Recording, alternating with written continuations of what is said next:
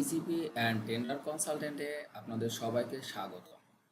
E-GP and tender কনসালটেন্টের আমাদের আজকের পর্বে খুবই একটি গুরুত্বপূর্ণ বিষয় নিয়ে আমরা আলাপ করব, সেটা হচ্ছে অডিট রিপোর্ট। তো প্রায় প্রতিটা টেন্ডারেই দেখা যায় যে অডিট রিপোর্ট চাওয়া হয়। আদতেও অডিট রিপোর্ট বাধ্যতামূলক কি না বা অডিট রিপোর্ট কখন সাবমিশন করতে হবে, এ সকল বিষয় সম্পর্কে আজকের পর্বে আমরা পরিষ্কারভাবে শিখতে পারবো ইনশাল্লাহ। তো এখন এই অডিট রিপোর্ট কি, আমরা সবাই ইতিমধ্যে বিভিন্ন স্যাম্পল দেখিয়েছি, বিভিন্ন সিএ ফার্ম দ্বারা অডিট হয়তো করিয়েছি, কিন্তু আমাদের আজকের বিষয়টা হচ্ছে যে অডিট রিপোর্ট বাধ্যতামূলক কিনা। তো সেই ক্ষেত্রে আমরা একটা যদি পরিপত্র দেখি, তাহলে এটা হচ্ছে সেন্ট্রাল প্রকিউরমেন্ট টেকনিক্যাল ইউনিট, সাবেক সিপিটিও, বর্তমানে বাংলাদেশ পাবলিক প্রকিউরমেন্ট অথরিটি বিপিপিএ কর্তৃক 31শে জানুয়ারি 2019 খ্রিস্টাব্দ তারিখে এই স্মারক নম্বরে একটা চিঠি করা হয়। তো এই পত্রের মাধ্যমে অডিট রিপোর্ট আদৌ বাধ্যতামূলক কিনা সে বিষয়ে সুবিস্তারিতভাবে সুস্পষ্টভাবে উল্লেখ করা হয়েছে। তো আমরা এই চিঠির বিষয়টাই আলাপ করব, তাহলেই আমরা বুঝতে পারবো যে আমাদের টেন্ডারে ওটিএম হোক বা গুডসের টেন্ডার হোক, আমাদের অডিট রিপোর্টটা বাধ্যতামূলক কি না। তো সেক্ষেত্রে আমরা যদি এই পত্রটা দেখি, অর্থাৎ সাবেক সেন্ট্রাল প্রকিউরমেন্ট টেকনিক্যাল ইউনিট সিপিটিইউ কর্তৃক 2019 সালের 31শে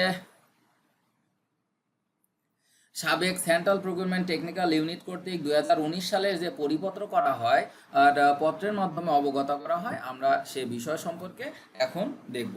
তো আপনারা এখানে এই পত্রের যে বিষয় আছে, বিষয় দেখতে পাচ্ছেন যে বিষয় হচ্ছে দরপত্র মূল্যায়নের জন্য অডিট রিপোর্ট ম্যান্ডাটরি কিনা এই বিষয়ে মতামত প্রদান প্রসঙ্গে। তার মানে প্রত্যেকটা দরপত্র যখন মূল্যায়ন হয় তখন অডিট রিপোর্টটাকে ম্যান্ডাটরি করা হয় কিনা, অর্থাৎ অডিট রিপোর্ট যদি না সাবমিশন করা হয় তাহলে সে কারণে নন রেসপন্সিভ করা হবে কি হবে না, এই বিষয়টাই এই চিঠিতে উল্লেখ করা হয়েছে। তো আমরা যদি এই চিঠিটা একটু পড়ি, তাহলে আমরা দেখতে পাবো যে, তো এখান থেকে আমরা যদি দেখি যে উপযুক্ত বিষয় ও সূত্রের পরিপ্রেক্ষিতে নির্দেশক্রমে জানানো যাচ্ছে যে দরপত্রদাতার আর্থিক যোগ্যতার প্রমাণক হিসেবে দাখিলতব্য দলিল এর বিষয়ে আদর্শ দরপত্র দলিল ইপিডব্লিউ 3 এর আইটিটি ক্লোজ 10B তে নিম্নরূপ সংস্থান আছে। তাহলে সে সংস্থা কি? Availability of minimum liquid asset, যেমন হতে পারে ওয়ার্কিং ক্যাপিটাল আর credit lines from any schedule bank, net or other contractual commitments of the amount as specified in the TDS। তার মানে আইটিটি ক্লোজ নাম্বার 10-এর বিতে এই অ্যাভাইলেবিলিটি অফ মিনিমাম লিকুইড অ্যাসেট বলা হচ্ছে। তো এই আইটিটি ক্লোজ অনুযায়ী লিকুইড অ্যাসেট দুইটা জিনিস হতে পারে, অর্থাৎ ঠিকাদার দুইটা বিষয় সাবমিশন করতে পারে বা এর প্রমাণক দুইটা বিষয় হতে পারে। তার মধ্যে এক নম্বর হতে পারে এখানে আপনারা দেখতে পাচ্ছেন ওয়ার্কিং ক্যাপিটাল। তার মানে এই ঠিকাদারের যদি কোনো নগদ টাকা থাকে, ক্যাশ টাকা থাকে, সেটাকেই ব্যাংক স্টেটমেন্টের মাধ্যমে যদি দেখানো হয়, সেটাকেই বলে হচ্ছে ওয়ার্কিং ক্যাপিটাল। অর্থাৎ এটাকে আমরা ব্যাংক স্টেটমেন্ট হিসেবেও উল্লেখ করতে পারি। তো এটা দ্বারাও ঠিকাদার হচ্ছে ন্যূনতম যে লিকুইড অ্যাসেট লাগবে তার প্রমাণও পেশ করতে পারেন। আবার দ্বিতীয়টা হচ্ছে কোনো তফসিলভুক্ত ব্যাংকের ইস্যুকৃত ক্রেডিট লাইন সনদ দাখিল করতে পারেন। তার মানে আমরা যে এসটিডি টেন্ডার করব, সেই এসটিডিরই ক্রেডিট কমিটমেন্ট আমরা যদি সাবমিশন করি, তাহলেও আমাদের এই লিকুইড অ্যাসেট ক্রাইটেরিয়াটা ফুলফিল করবে।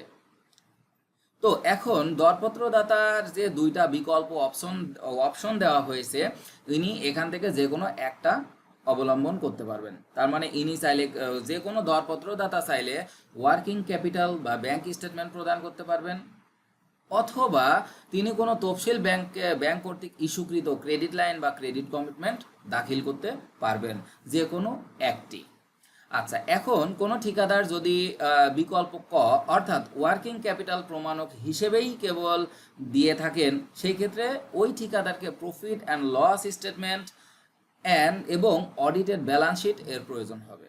তার মানে কোনো ঠিকাদার যদি ওয়ার্কিং ক্যাপিটাল বা ব্যাংক স্টেটমেন্ট লিকুইড অ্যাসেটের প্রমাণক হিসেবে দিয়ে থাকেন, শুধুমাত্র ব্যাংক স্টেটমেন্ট বা ওয়ার্কিং ক্যাপিটাল দেওয়ার ক্ষেত্রেই প্রফিট অ্যান্ড লস স্টেটমেন্ট এবং অডিটেড ব্যালেন্স শিট প্রয়োজন হবে।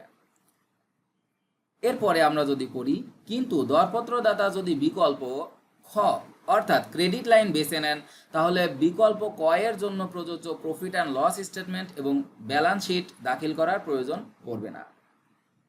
এখন আমরা যদি এই বিষয়টার সামারিতে চলে আসি, তার মানে ঠিকাদার লিকুইড অ্যাসেট হিসেবে দুইটা সাবমিশন করতে পারবেন। এক নাম্বার পারবেন হচ্ছে আপনার ওয়ার্কিং ক্যাপিটাল বা ব্যাংক স্টেটমেন্ট, দ্বিতীয় পারবেন হচ্ছে ক্রেডিট লাইন। যদি কোনো ঠিকাদার ওয়ার্কিং ক্যাপিটাল বা ব্যাংক স্টেটমেন্ট দেন, তখনই প্রফিট অ্যান্ড লস স্টেটমেন্ট এবং অডিটেড ব্যালেন্স শিট বাধ্যতামূলক হবে, দিতে হবে। আর যদি কোনো ঠিকাদার লিকুইড অ্যাসেট হিসেবে ক্রেডিট কমিটমেন্ট দেন যে কোনো তফসিলি ব্যাংকভুক্ত, তাহলে সেক্ষেত্রে প্রফিট অ্যান্ড লস স্টেটমেন্ট এবং ব্যালেন্স শিট বা অডিটেড ব্যালেন্স শিট দাখিলের প্রয়োজন হবে না। এরপরে এখানে দেখেন 3 নম্বরে যেটা বলা আছে, উপযুক্ত ব্যাখ্যা অনুযায়ী দরপত্র মূল্যায়ন কমিটি বর্ণিত দরপত্রের বিষয়ে সিদ্ধান্ত গ্রহণ করতে পারে। তার মানে এখানে আমাদের যে বিষয়টা ক্লিয়ারভাবে বলা হচ্ছে যে যদি কেবলমাত্র কোনো ঠিকাদার ওয়ার্কিং ক্যাপিটাল বা ব্যাংক স্টেটমেন্ট প্রদান করেন লিকুইড অ্যাসেটের প্রমাণক হিসেবে, শুধুমাত্র তখনই প্রফিট অ্যান্ড লস স্টেটমেন্ট এবং অডিটেড ব্যালেন্স শিট প্রয়োজন হবে। কিন্তু যদি কোনো ঠিকাদার তফসিলি ব্যাংক কর্তৃক ইস্যুকৃত ক্রেডিট কমিটমেন্ট প্রদান করেন, সেই ক্ষেত্রে প্রফিট অ্যান্ড লস স্টেটমেন্ট এবং balance sheet audited balance sheet দাখিলের প্রয়োজন হবে না।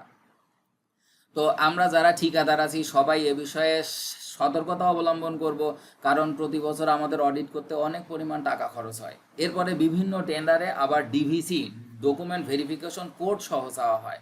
আসলে ডিভিসি চাওয়ার যৌক্তিকতা কতটুকু, ডিভিসি আমাদের প্রোপ্রাইটরশিপ বা হচ্ছে লিমিটেড কোম্পানি কোনটার ক্ষেত্রে প্রয়োজন, বা এটা আসলে বিষয়টা কি, এ বিষয় নিয়ে আমরা সামনের পর্বে ভিডিও তৈরি করব।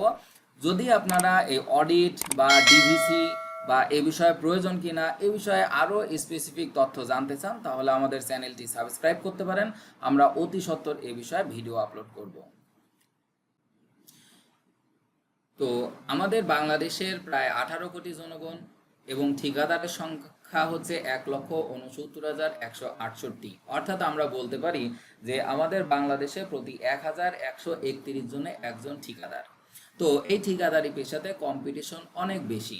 তো এই কম্পিটিশনে আপনি যদি টিকে থাকতে চান বা সফল হতে চান, তাহলে আপনাকে অবশ্যই জানতে হবে। আজকে যেমন একটা বিষয় জানলাম, ঠিক তেমন টেন্ডার সাবমিশন বা টেন্ডার ডকুমেন্ট প্রিপারেশনের ক্ষেত্রে আরও অনেক বিষয় জানতে হয়, যেগুলো আমাদের পিপিআর 2025 অনুযায়ী। তো আপনারা যদি পিপিআর 2025 অনুযায়ী SLT analysis, tender capacity, turnover ক্যালকুলেশনের মাধ্যমে টেন্ডারিংয়ের A to Z শিখতে চান, সাবমিশন কোর্স করতে চান, তাহলে নিচে প্রদত্ত নাম্বারে যোগাযোগ করবেন। সবচেয়ে ভালো শিখতে পারবেন। এই কোর্স করার পরে ইজিবি টেন্ডারিং নিয়ে আপনার ভিতরে কোনো রকম কোনো কনফিউশন বা প্রশ্ন থাকবে না, কোনো টপিকস অজানা থাকবে না।